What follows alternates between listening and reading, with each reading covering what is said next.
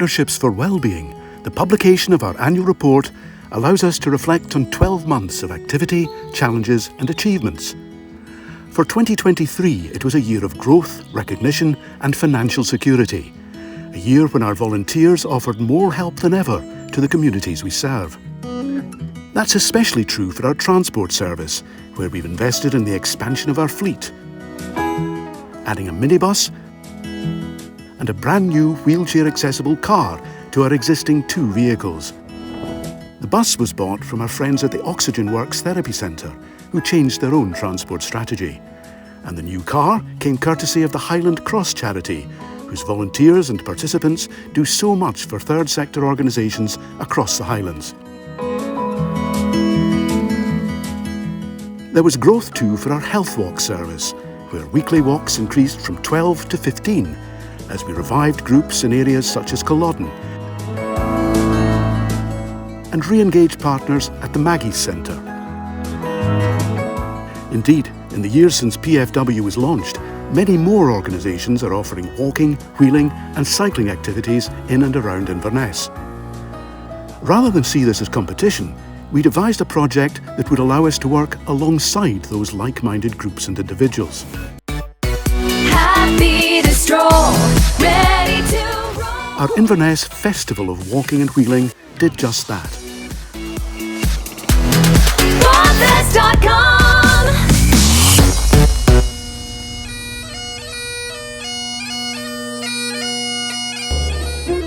With around 30 different partners and scores of volunteers creating an 8-day programme of events in May.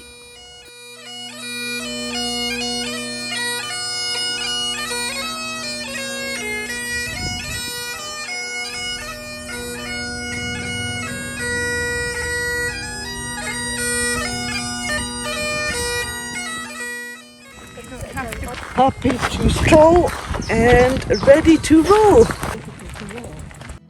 Or you'll notice on the ground maybe some of their either business, and that's kind of when you know that they're nearby. But I'm not seeing too many out and about at the minute. It might be too bright for them. I don't really know what a roe deer is. Is that just a description of what they look like, or? Roe deer are they all just stand in a row. That's why. Meanwhile, our smaller projects had a focus on loneliness and social isolation. Our minibus outings proved increasingly popular and became a referral project for local mental health workers. Our Cheery Book Club celebrated its first birthday in April, and those avid readers also enjoyed invitations to our special author events. So now the first question I have to ask you, given the nature of this festival, is how did you get here today? I got here on my bike. I cycled here today. Can you prove that?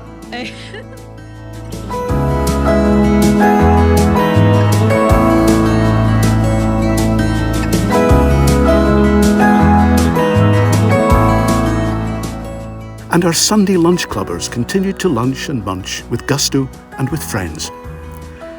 As always, we acknowledge the dedication of almost 200 volunteers, without whom none of these things would be possible.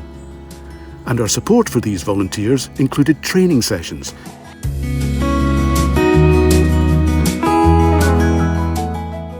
and fun events such as our summer barbecue and Christmas lunch.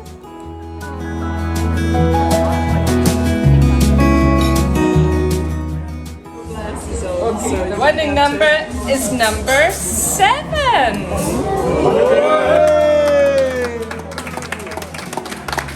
Our Ways to Wellbeing podcasts and videos are another way of supporting community initiatives. In Strathpeffer, we highlighted the efforts to create a sensory garden. People used to flock here in Victorian times to come and take the waters or to bathe in them. It doesn't happen anymore, but we are right next door to Strathpeffer Pavilion, which was in its heyday the centre of all that went on. In 2023, our work as a charity received widespread recognition. PFW was lauded as an exemplar of good practice in a report from the Community Transport Association. Cycling Scotland certified us as a cycling-friendly organisation.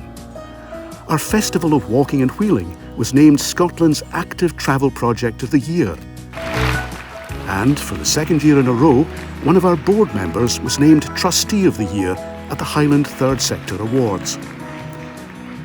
Raising the profile of Partnerships for Wellbeing is important because it tells people about our services, highlights volunteering opportunities, and helps us raise funds.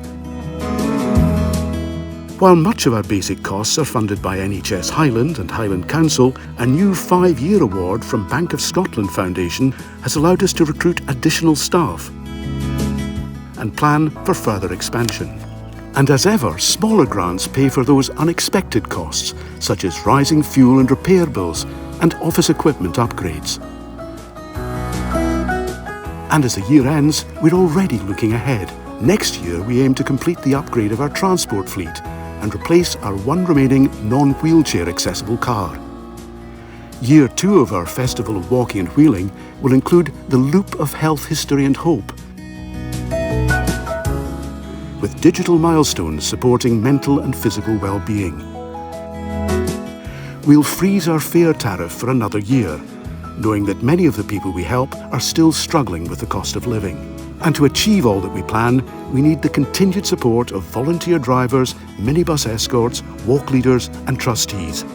So please spread the word. Partnerships for Wellbeing, a proud Highland charity.